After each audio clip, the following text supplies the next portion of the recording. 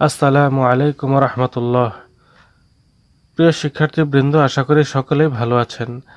আজকে আমরা অষ্টম শ্রেণী গণিতের অনুশীলনী 4.1-এর 3-এর গ নম্বর প্রশ্নটি নিয়ে আলোচনা করব ইনশাআল্লাহ। এর আগে উদাহরণ, কাজ, তারপর অনুশীলনীর 1 ও 2 নংয়ের প্রশ্নগুলো আলোচনা করা হয়েছে।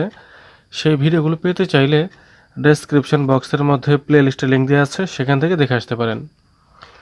আরেকটি কথা বন্ধুরা, আপনারা অবশ্যই ক, খ, গ, ঘ বর্গীয় জ, উদাহরণ 9 পৃষ্ঠা 52 এর কাজ 1 এগুলো সিরিয়াল মতো দেখার চেষ্টা করবেন, কারণ এগুলো সব প্রায় একই রকম অঙ্ক। গ নম্বর বলা হয়েছে xy plus yz into xy minus yz। এটা হচ্ছে প্রশ্ন। আমাদের সূত্র প্রয়োগ করে গুণফল নির্ণয় করতে হবে। সমাধান লিখে আমরা এটা লিখলাম। লিখার পর এখন এটাকে আমরা এই লাইনটা কিভাবে পেলাম দেখি। xy হোল স্কয়ার দিলাম মাইনাস yz হোল স্কয়ার দিলাম, কিভাবে দিলাম সেটা দেখি। এই যে সূত্রটি a plus B into A minus B সমান a square minus B square, অর্থাৎ a স্কয়ার মাইনাস বি স্কয়ারের সূত্র হচ্ছে এটা। a স্কয়ার মাইনাস বি স্কয়ারের সূত্র হচ্ছে এটা। আরেকভাবে চিন্তা করতে পারি, এর উপর স্কয়ার কেন দিলাম, যে প্রথম পদ একই রকম। এখানে প্রথম পদ এ, এখানে প্রথম পদ এ একই রকম। এখানে দ্বিতীয় পদ বি, এখানে দ্বিতীয় পদ বি একই রকম। প্রথমটা এক, দ্বিতীয়টা একই রকম। আর একটি প্লাস একটি মাইনাস চিহ্ন থাকলে এইভাবে দিতে হয়, অর্থাৎ এ স্কয়ার মাইনাস বি স্কয়ার। প্রথম পদ লিখে স্কয়ার, দ্বিতীয় পদ লিখে স্কয়ার, মাঝখানে মাইনাস দিতে হয়।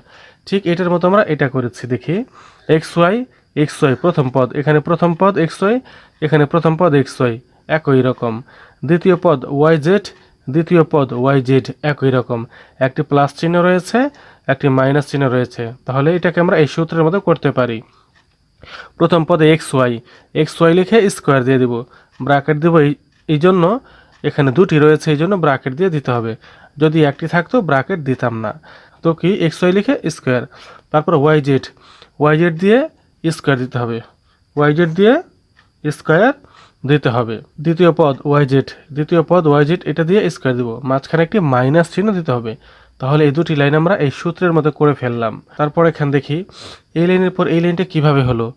xy বাইরে স্কয়ার রয়েছে, স্কয়ার এক্সেও পাবে, স্কয়ার ওয়াইও পাবে। এক্স স্কয়ার দিলাম, ওয়াই স্কয়ার দিলাম। তারপর এখানে y square z square, y জেডের উপর স্কয়ার রয়েছে, ওয়াইয়ের উপর স্কয়ার দিলাম, জেডের উপর স্কয়ার দিলাম।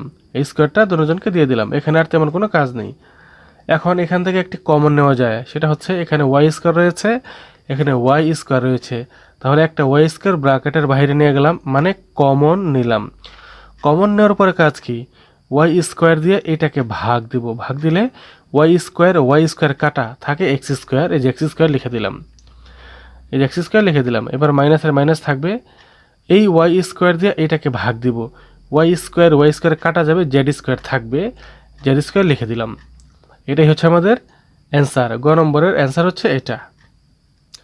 বন্ধুরা, এই অনুশীলনের পরবর্তী ভিডিওগুলো সবার আগে পাওয়ার জন্য চ্যানেলটি সাবস্ক্রাইব করে বেল আইকনটিতে অন করে দিন। সবাই ভালো থাকবেন। আল্লাহ হাফেজ।